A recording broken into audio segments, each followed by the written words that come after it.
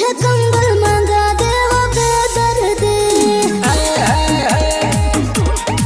हाँ मुझे कंबल मंगा दे वो बेदर्दी। अच्छा? मुझे कंबल मंगा दे वो बेदर्दी। दहाड़े ही जाड़े ने हद कर दी।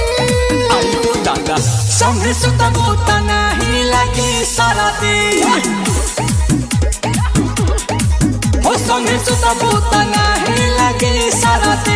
संगे सुता बोता नहीं लगी सारा दे। घर तकिया खटिया खड़ी कर दी। अरे अरे मुझे कंबल मंगा दे वो बेदर्दी। संगे सुता बोता नहीं लगी सारा दे।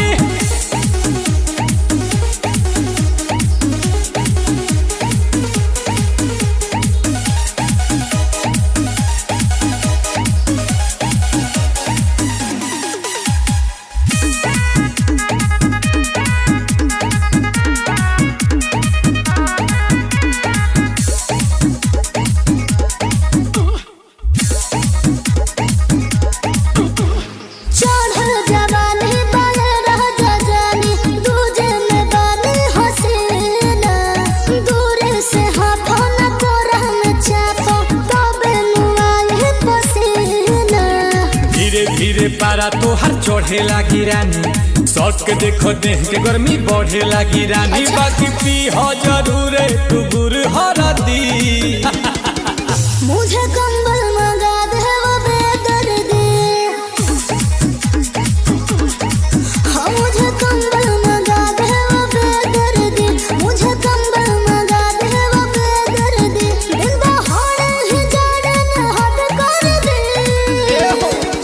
संग सुता बोता नहीं लगी सारा दे। संग सुता बोता नहीं लगी सारा दे।